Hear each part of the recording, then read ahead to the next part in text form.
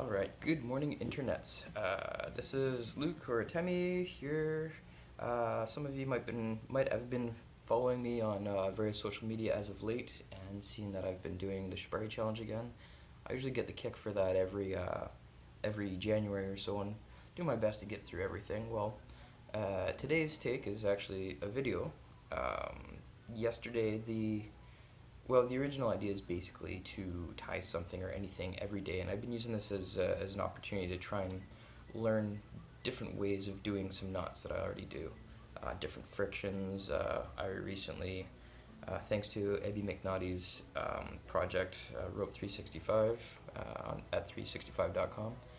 She wrote 365.com.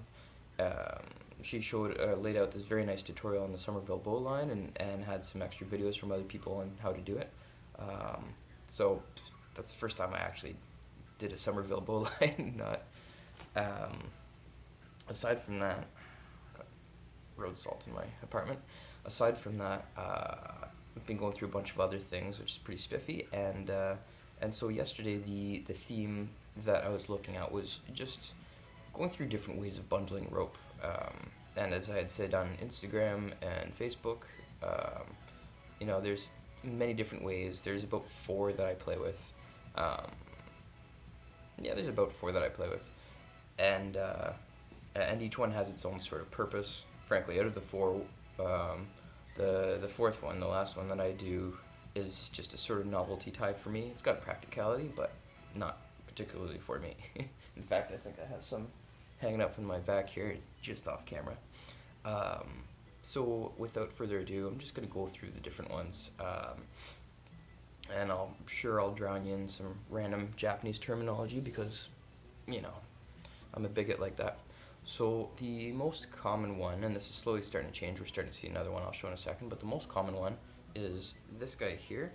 It's a variant of what's called a butterfly coil.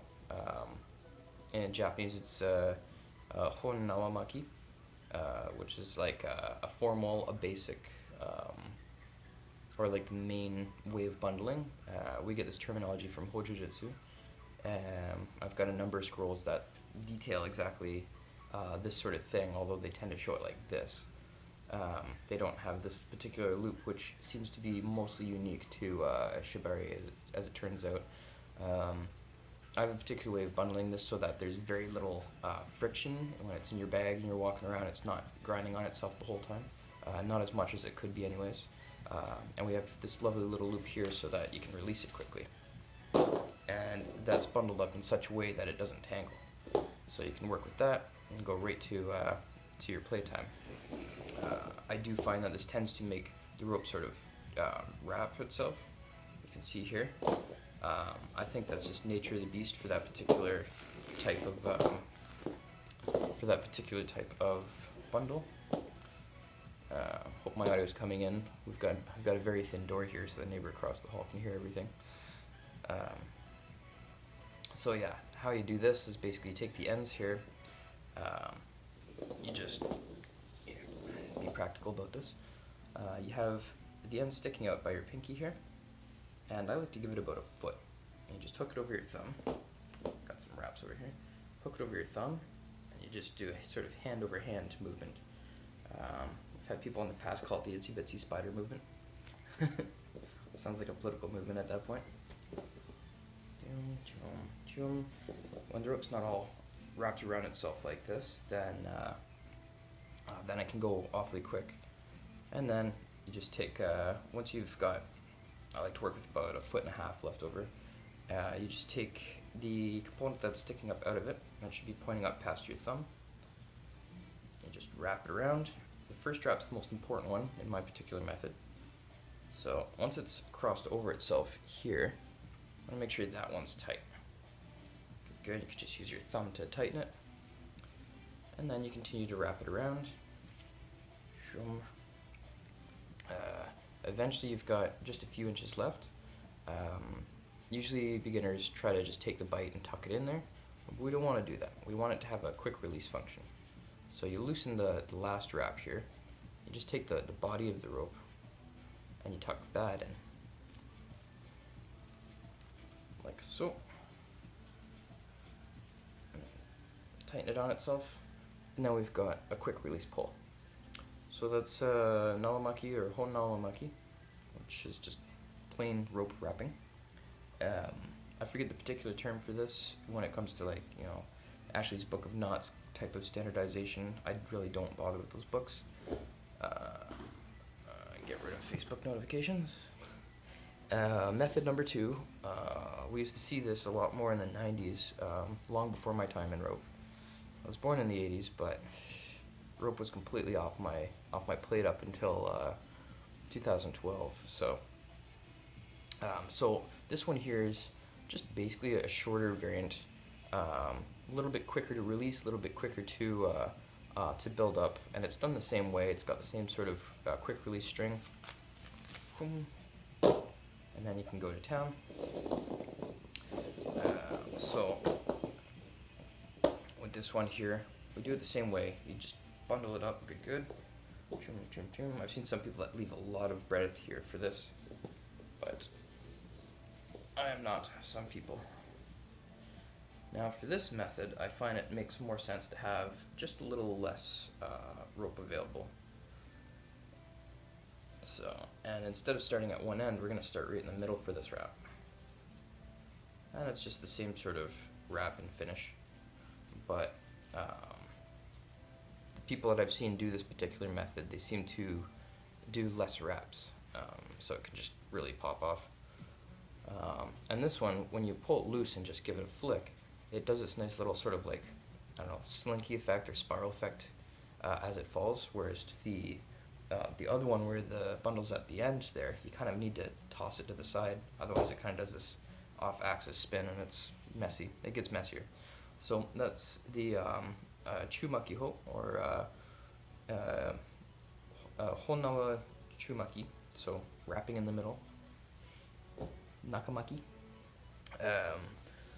Now the one that's getting most popular, I saw it for the first time, I don't know, 2013 or 14. It was in a Nakakura video, and I noticed that he had a lot of his rope bundled up like this. This is basically just an overhand knot right in the middle of all the rope.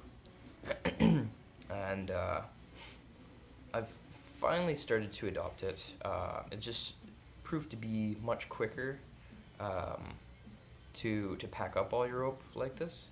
And a lot of people argue that it does less damage to the rope like this. Now, my contention with that is, with some of my earliest rope, which I even still have hanging over here, the darkest rope here, I found that in travel it seemed to just fray on itself a lot. So you open your rope bag and there's fluff everywhere. This stuff's pretty worn in. There's no fluff to be had here. I've got no fluff on me. But yeah, this stuff ends up being quite easy because you just pop it off in the middle and you're good to go. I've had mixed results on how tangled it gets. Right now it's looking a little bit messy, but it's definitely a quicker way to bundle, but it's also a much larger way to bundle. Like if you don't have much room to work and you're trying to bundle it like this, whatever. So the method for bundling it like this is you take your one end, you want to find the other end, or you want to find the bite, and you bring those together. Now, one of the main things here is that you want to make sure that your bite is sticking out a little bit further so that when everything's bundled up, you can find your bite amongst the other lengths of rope. So once you got that all matched up, you've now got a new bite to work with, and you bring all that together.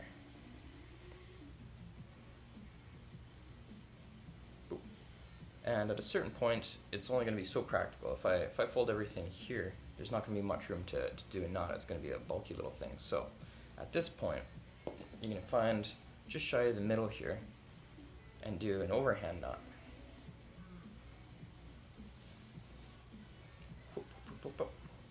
Ta-da! It's much less impressive or technically impressive as something like this, but it's definitely gained popularity, and I've finally adopted it after 6 years of seeing it.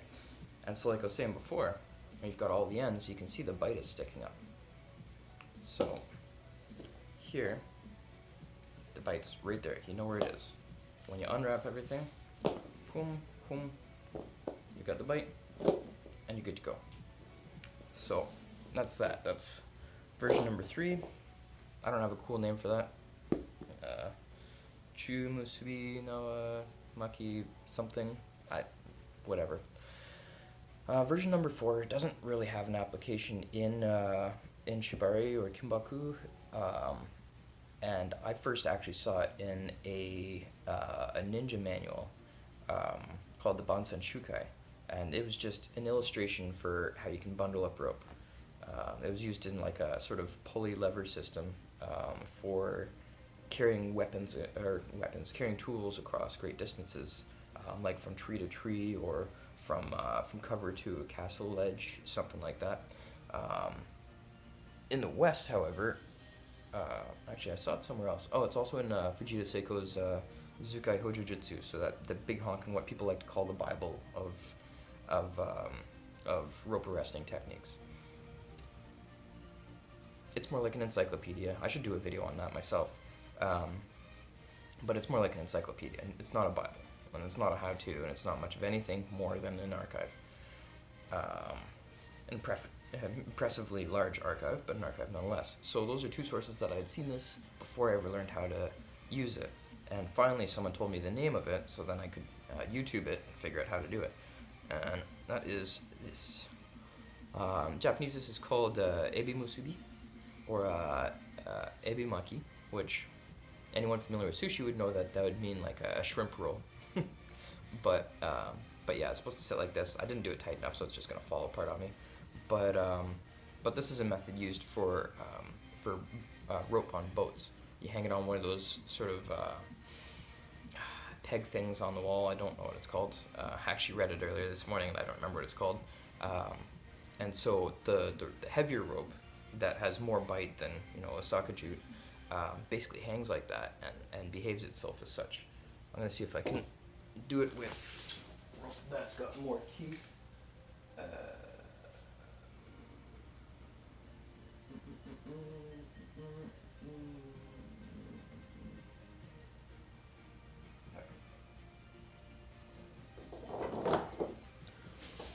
We'll do Douglas Kent rope.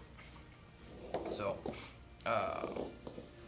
normally, in most occupations that use rope, they don't tend to fold over the rope like we do in Shibari, so this tie is technically done just off of a single length. We're here talking about Shibari, so we're going to do it Shibari way. So naturally, you've got everything folded up, you find your bite,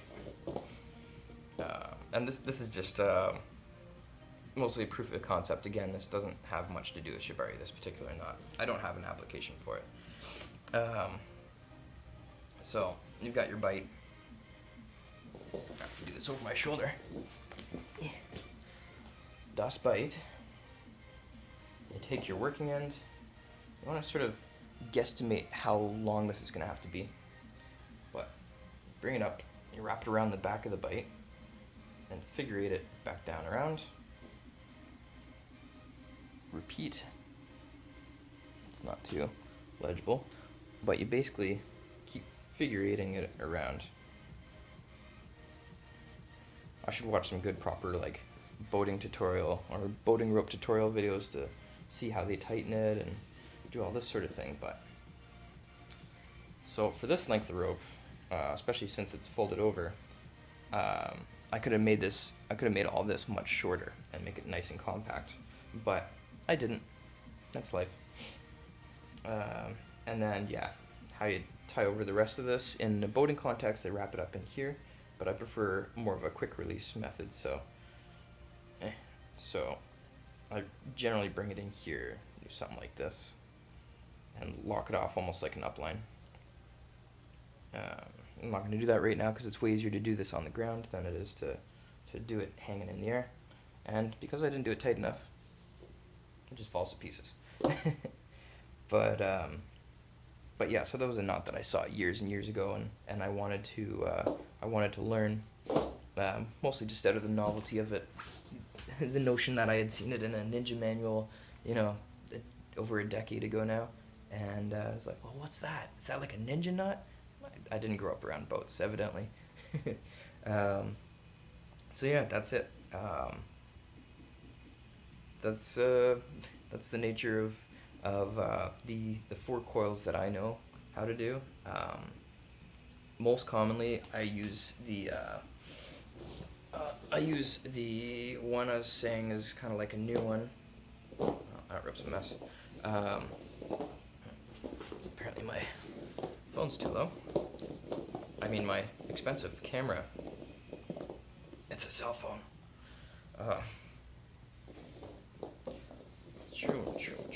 Most commonly, I use this guy, both for his ease of deployment and his ease of performance, I guess. And there's something about being able to just have a handful of these in your hand, holding them like this. It's kind of cool. So this is probably the most common one I use right now. This is how I tend to ship them for when I sell rope and I have to ship it across the country or the continent in most cases. Turns out the American dollar is better than Canadian right now. And usually I wrap this so it's like wrapped all the way down, so it's much more compact, fits in the shipping, smaller package, cheaper to ship. You're welcome. And yeah, so those are the 2 methods that I use most commonly, and I do try to show people a variety of them so they can have a preference instead of me just saying this one's better than that one. I don't really believe in that sort of mentality. Yeah, so if that's that, then I hope you enjoyed. If there's any sort of tutorials or ideas or discussion pieces or opinions or anything that you guys want me to make a video of or a blog post or anything like that, throw it in the comments below, and cheers.